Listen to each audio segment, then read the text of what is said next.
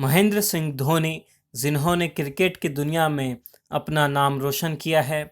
आप और हम सब जानते हैं कि महेंद्र सिंह धोनी ने हमारे देश के लिए कितने बड़े बड़े कीर्तिमान स्थापित किए हैं। तो आज हम जानते हैं उनसे उनके सफलता के बारे में विचार। तो इस डिक्टेशन को लिखना ना भूलिए, सिर्फ और सिर्फ सिरी स्टेनोग्राफी पर।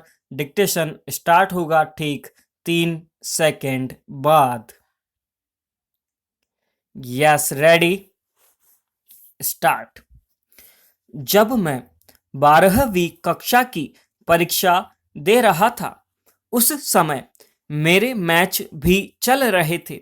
बोर्ड परीक्षाओं के बीच मुझे रांची के बाहर जाकर मैच खेलकर वापस आना था।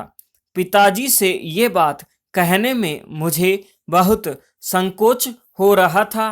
किसी तरह मैंने माँ को मनाया। उन्होंने पिता को बताया। पिताजी ने सिर्फ एक ही लाइन कही, अगर साल भर पढ़ाई की होगी तो एक दिन से फर्क नहीं पड़ेगा। जब मैंने स्कूल में क्रिकेट खेलना शुरू कर दिया तो सुबह 5:30 से 5:45 के बीच उठ जाया करता था। सुबह उठते साथ ही पढ़ने के लिए बैठ जाता था। उसके बाद 7:30 बजे स्कूल जाता था। शाम को 2-2.5 घंटे पढ़ाई करता। यही शेड्यूल साल भर चलता। परीक्षा के दिनों में भी खेलता था। आपकी सफलता असफलता भी एक दिन से तय नहीं हो जाती। लोग सफलताओं की रिजल्ट की बात करते हैं। मुझसे अक्सर पूछा जाता है कि मैं इतना कूल कैसे रहता हूँ। असल में रिजल्ट की चिंता आपको परेशान करती है। मन में ख्याल आते हैं कि अगर ऐसा नहीं हुआ तो क्या होगा, वैसा नहीं हुआ तो क्या होगा अगर टीम में चयन नहीं हुआ। मैं हमेशा कोशिश करता हूं कि रिजल्ट के बारे में न सोचूं।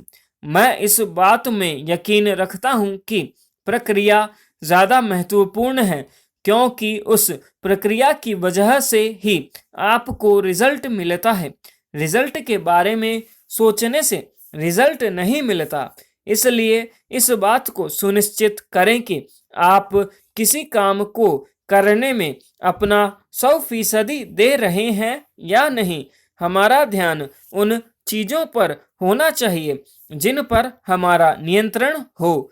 हमने किस तरह से उसकी प्लानिंग की है, उसके लिए क्या कदम उठाए हैं, किस तरह से उसे लागू करने की कोशिश की है।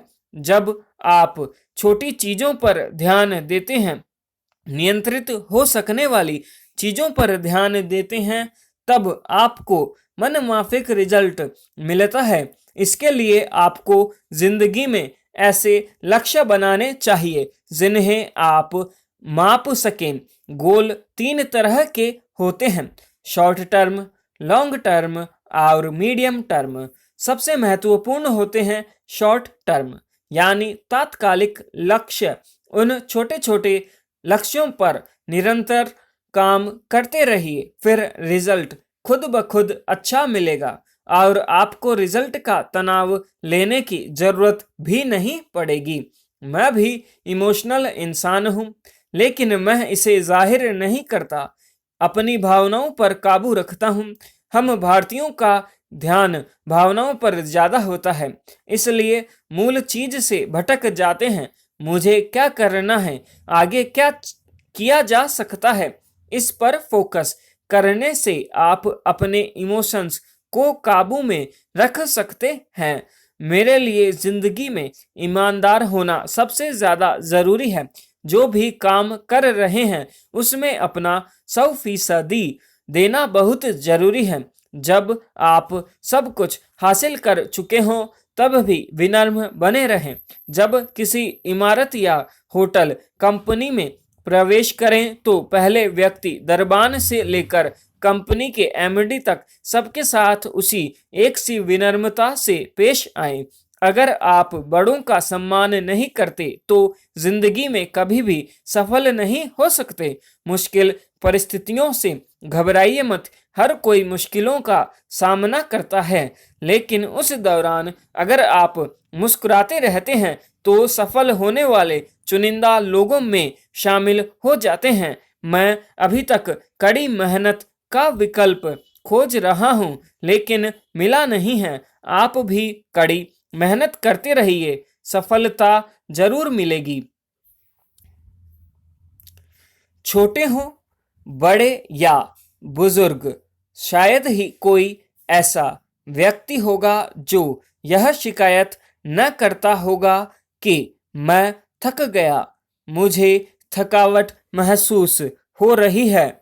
हर कोई इसका अनुभव करता है, लेकिन प्रश्न है कि हम किस चीज से थक जाते हैं। क्या कोशिश करने से थक जाते हैं? रोजमर्रा के जीवन में आने वाले तनाव एवं परेशानियों से संघर्ष करते करते थक जाते हैं, या जीवन से ही थक गए हैं? अगर आपके भी ये सारे सवाल हैं तो इसका मतलब है कि आपने जीवन को सही मायने में समझा ही नहीं है। अगर हम जीवन को एक खेल की तरह देखेंगे, उसका आनंद लेंगे, तो थकावट जैसी शिकायत कभी होगी ही नहीं।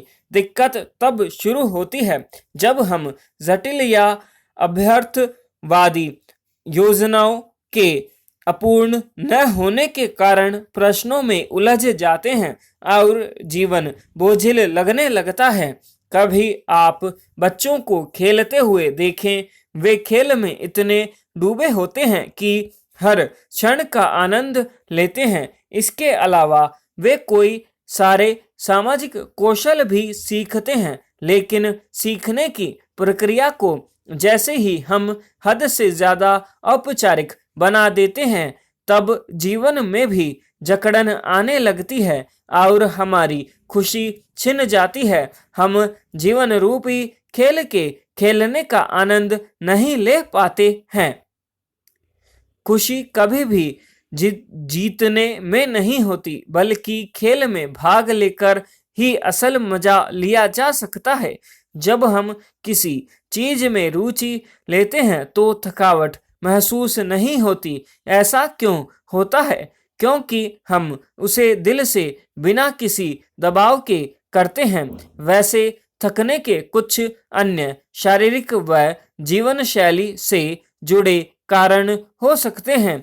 कुछ मानसिक एवं भावनात्मक कारण भी हो सकते हैं। सब कुछ हमारे मन की स्थिति पर निर्भर करता है। जरूरत से अधिक या नकारात्मक सोचने से ऊर्जा नष्ट होती है, इसलिए जीवन जीने का रवैया बदलना चाहिए।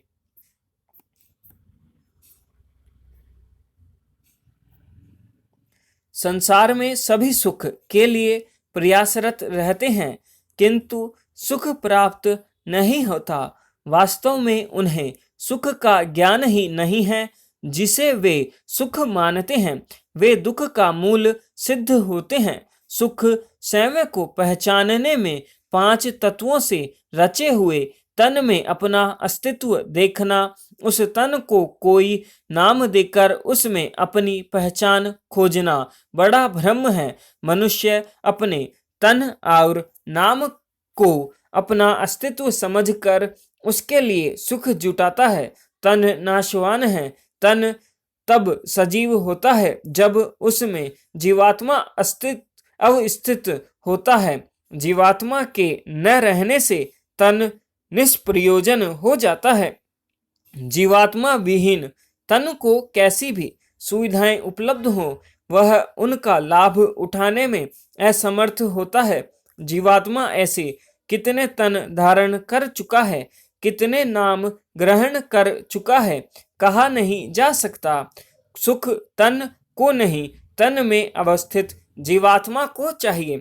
सुख और दुख को तन के माध्यम से जीवात्मा ही भोगता है।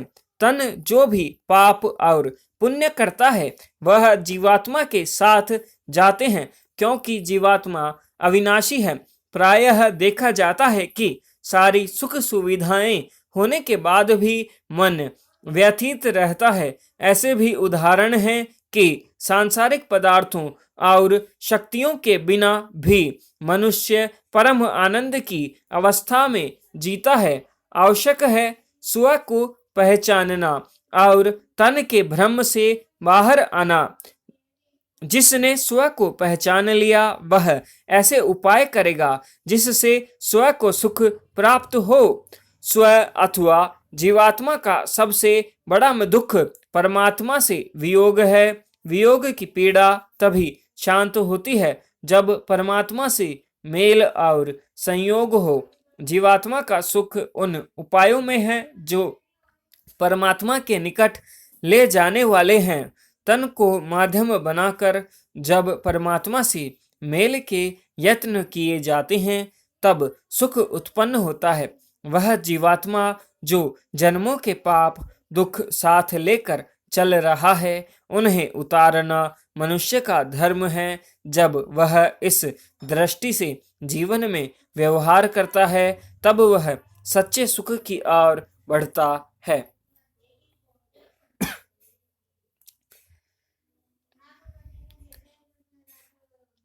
थोड़ी सी स्पीड हल्का सा थोड़ा सा ज़्यादा हो गया, बाकी कोई दिक्कत नहीं है। एक दो जगह थोड़ा सा